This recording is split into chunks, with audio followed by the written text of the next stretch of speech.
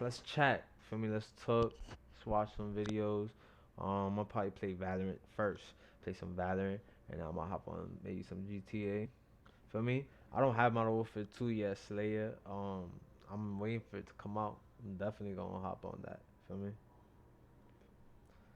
Definitely getting on Modern Warfare 2.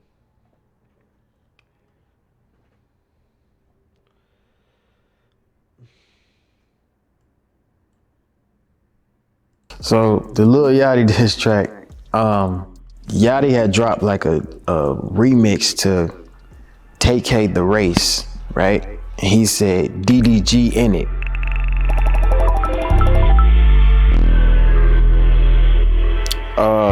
Who is DDG? Cause I just dropped my orange, bro.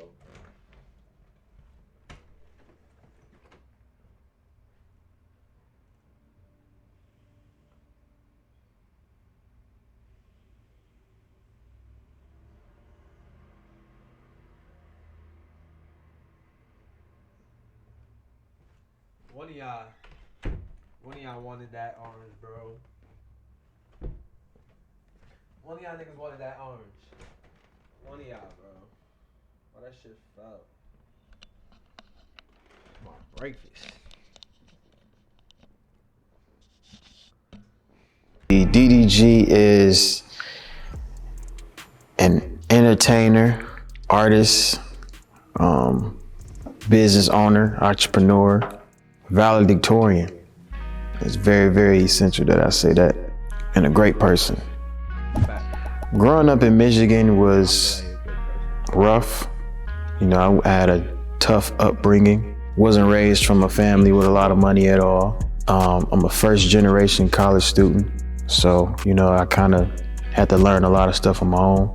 I do like Michigan though. Michigan is a vibe. The people are real, you know, versus somewhere like, you know, LA where, you know, a lot of people fake it till you make it. So, you know, in Michigan, I feel like it's more genuine vibes out there. It's just not much to do. You know, a lot of people just chill there, get pregnant, have kids, you know, start a little family. But you know, that just wasn't what I was looking forward to doing.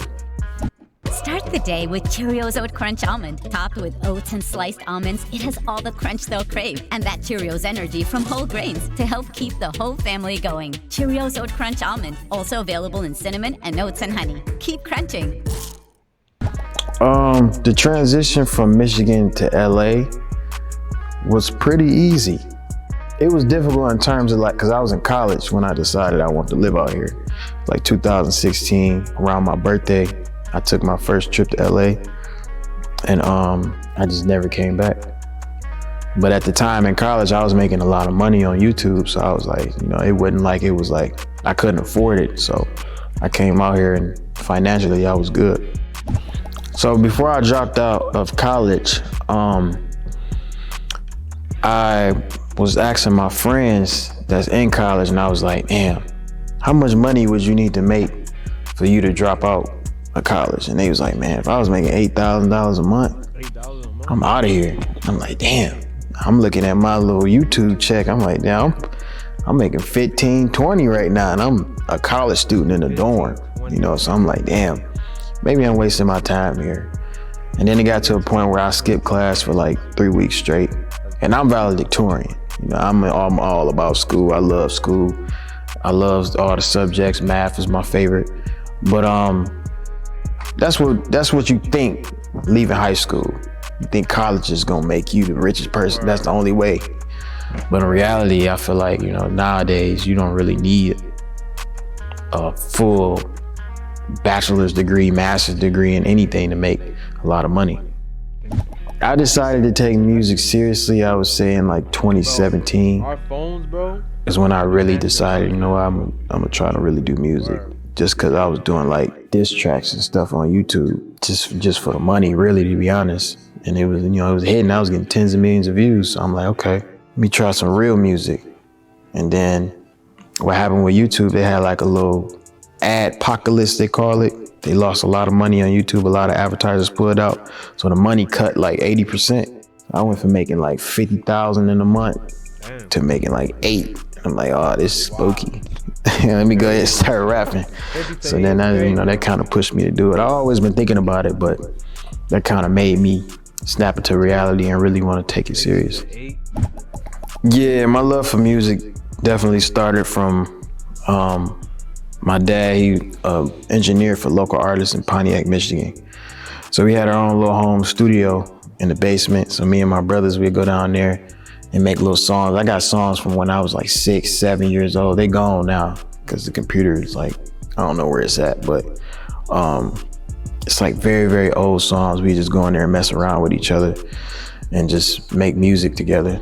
That's definitely where I got my music from. And actually, fun fact, my brothers are actually supposed to be the musicians, not me. They grew up as singers. They used to sing at little festivals in Pontiac and all types of stuff. And I was just a little brother running around. And then eventually, I got into music. I'm very, very great at marketing myself. I feel like I use my YouTube platform to my advantage, definitely. But also, a lot of people that watch me on YouTube also choose not to listen to my music just because they know what they know me for. L oranges, bro. Sprite Zero Sugar. L oranges, bro. Wakanda. I hate when they got seeds, bro. You can't enjoy your orange, bro. So the Lil Yachty diss track, Horrible. this back when I was like a big troll. Like I'm super trolling on YouTube. I'm like, it is what it is, you know what I'm saying? So I've been thinking about like, how can I troll the internet, bro? Like, what's a good troll? Yachty had dropped like a remix to I could even do it. Take Hate the Race, right? And he said DDG in it. I knew he wasn't talking about me.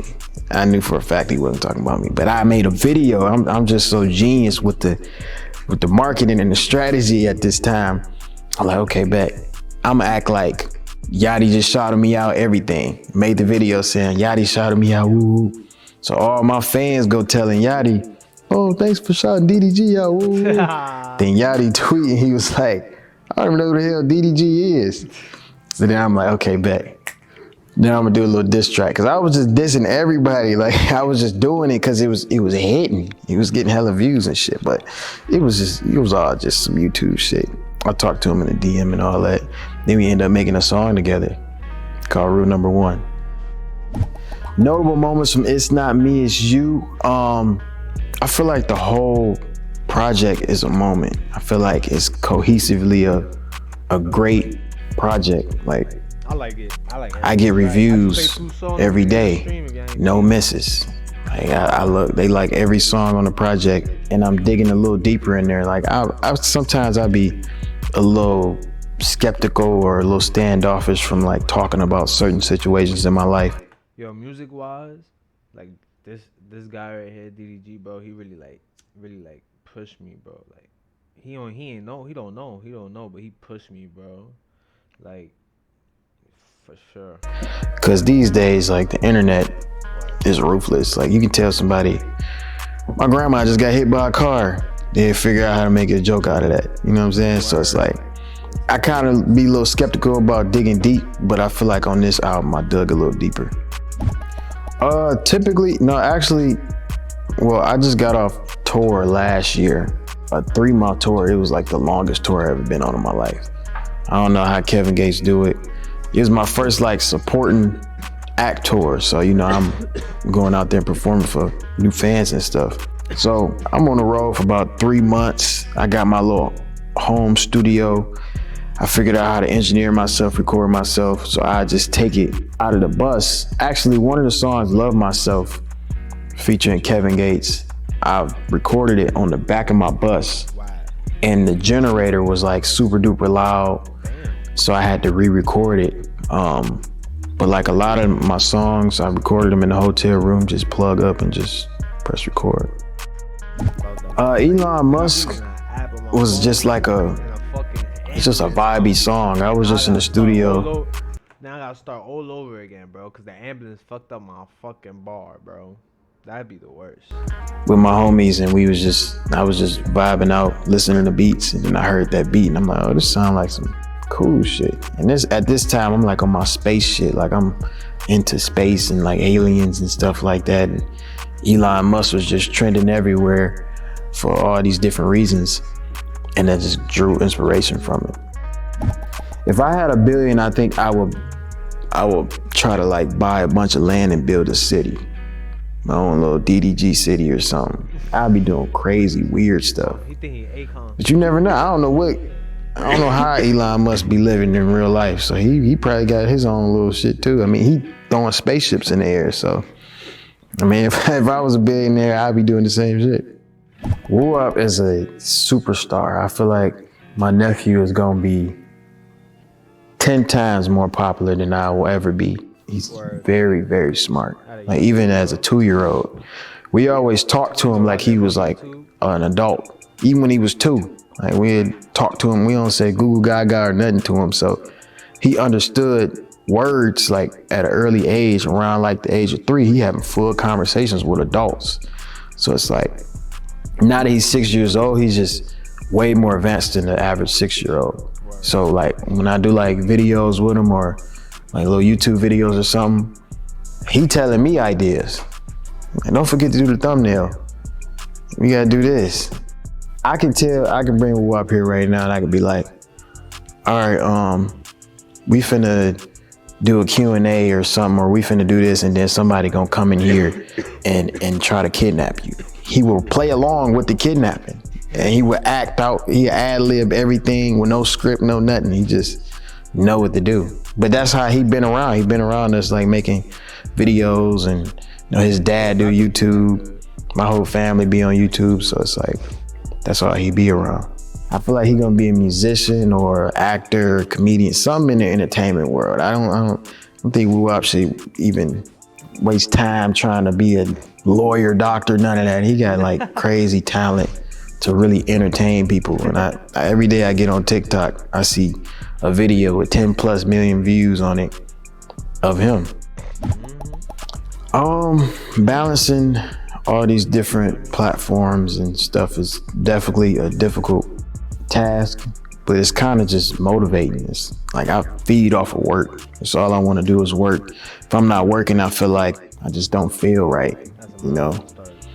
And like mixing that up with being in a relationship, because being in a relationship is really a full-time job too, to be honest. So it's like, it's a lot of stuff that I'm just juggling at once. But at this point, I feel like I've been doing it so long that it's kind of like normal for me.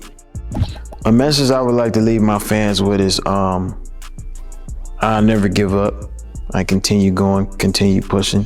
I'm just here to inspire you and motivate you to be better. Many times, but